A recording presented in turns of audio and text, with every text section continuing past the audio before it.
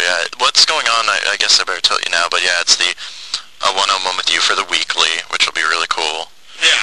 About pretty much everything from, you know, your incarceration to how you feel about the band to the fight and all that stuff. So as long as you're cool with that, we'll rock. So. Dude, you can ask me anything. All right, cool. So, you know, let's just go ahead and go with June 12th. Take me through the day that you were basically taken into custody. Like, what happened? What did you eat? You know?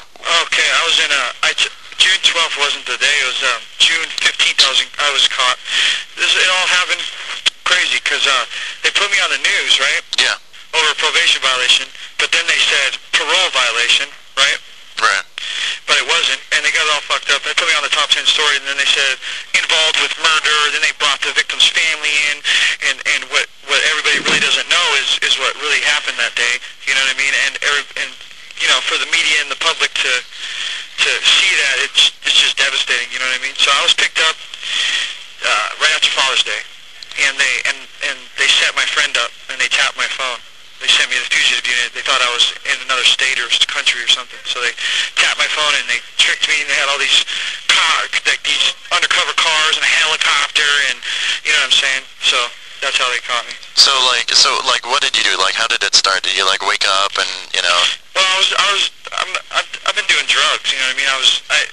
You know, this is a blessing in disguise. I would say it's like a blessing in disguise to me because I needed help. You know, but no one, my band, you know, turned their back on me, even though some of them in the band are just as guilty as I am.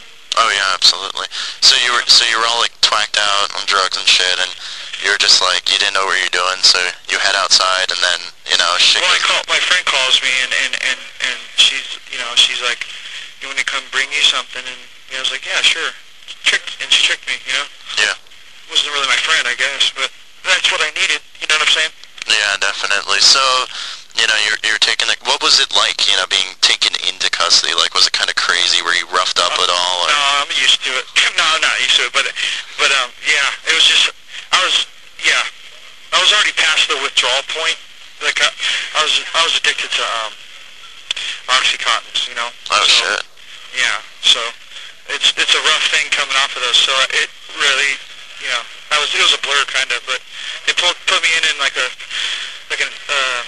Impala or whatever. They took me in and they sat me down and yelled at me and, you know, put me in this detox room, and then I went up to this floor 7A, you know? Yeah. Yeah.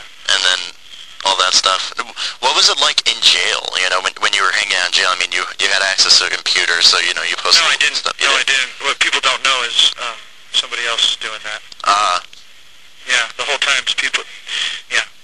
So, you know what I mean? Yeah, so you know, I guess, you know, what was going on? I mean, you were hooked up on Oxycontin, which is really rough, but, you know, why did you bail out on your probation? Was there a misunderstanding or what? Well, check this out, man. This is insane, dude, and I know it sounds crazy, but, like, if you read the police reports, they charged me for something I didn't do, man. Oh, yeah, absolutely. Have you read them? Yeah, I know your entire case from the back of the file and everything.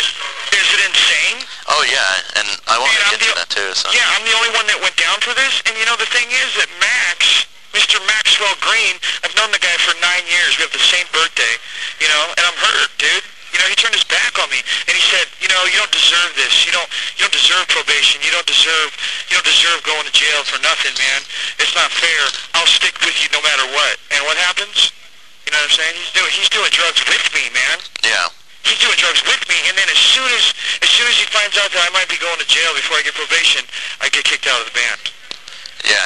I mean, that was really bad. But like when you were sentenced to probation for the fight.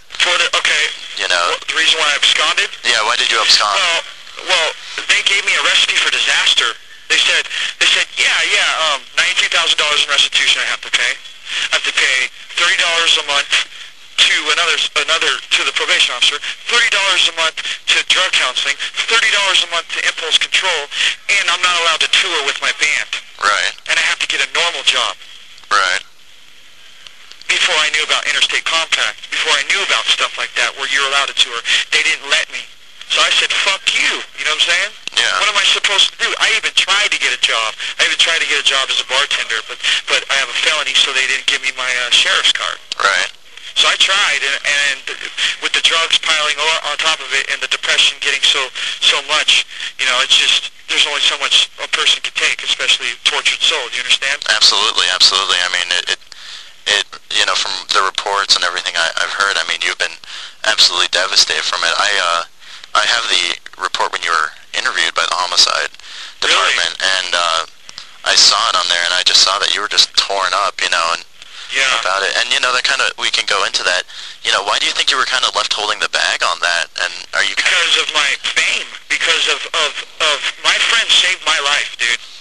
And I don't think he deserves any jail time either. You know what I mean? Who, Chase? Yeah, he saved my life. Yeah, of course, we went there to fight. Yeah, but what people don't know is they started it. What people really don't know is if it wasn't for Max, that fight would have never happened. Absolutely. I always stick up for Max. He's a little kid. He's younger, or he's not younger, but he's a smaller guy. Yeah. You understand? I would always be his big brother, like, we're going to have to come through me first, you understand? And then they call me and they start harassing me, saying they're going to come to my house and murder me. You know, do you see what I mean? Yeah, yeah. And then they start calling me pussy and this and that if I don't show up to fight them. So, do you understand? And then I go there, and what people don't know is they had about 12 people with them. And we had 4 people. And they ran up, pulled a gun out, fired it. My friend Joe grabbed the gun. The gun went off 3 more times. Do you know what I mean? Yeah. And that's how I got self-defense. And I'm stuck with the bag. Yeah. And does it kind of piss you off? I mean, even though he's your friend, are you kind of pissed off that, you know, Raider wasn't brought up on any charges? Dude, I'm glad that he didn't get murdered, because you can only imagine. Yeah, I mean, and you know, Marcel, who ended up killing himself. How do you kind of feel, you know, when that kind of went down? I mean, I'm devastated. That was my friend in high school, and it's all over. It's all over his girlfriend at the time, and him and Max and his girlfriend fighting, and then he gets involved, and then Max tells me that they're going to jump him. So I'm like, you know, the big brother, since I've known this guy for 9 years, and nothing's going to come in between us. You understand? Yeah, absolutely. I'm like, fuck you, you know? Yeah. Do you regret making the decision to go to the fight that day, or? Of course, man. I regret going to that fight, man. I regret it, and I blame it not all of it, because, you know, I take responsibility for my actions, obviously, now that I'm sober and understand it more. But I was high then, too, man. Yeah. I was high then, and I went to rehab after that, and I did good, and then you know, I don't even want to say this, but Max, you know, gave me drugs again. Straight up. You know what I mean? And it's like, I'm not blaming him, but I could have said no, but it's kind of hard when you're on tour in a bus with the same guy that you grew up with, and he's bringing drugs to you, and he's secretly in the closet with his addiction, and no one's pointing the finger at him, and so he's able to take drugs, and I'm just sitting there. You know what I mean? Yeah, I mean, it must be, I mean, you guys grew up, as far as I know, you guys have grown up together, you were homeless together, you were best friends. Yeah. While all that stuff was going on, you know, with you guys and the band and stuff, did you really, you know, what kind of went through your mind when all this was going on, you know, when, you know, the band was kind of crumbling and falling apart? And well, the first time they kicked me out because of mine and Max's drug problem together, right, when they kicked me out and I went to rehab, I was devastated. This time, I was just plain fucking fuck you, you know, because I was like, fuck you, because I'm already fucking in trouble with probation. I can't leave.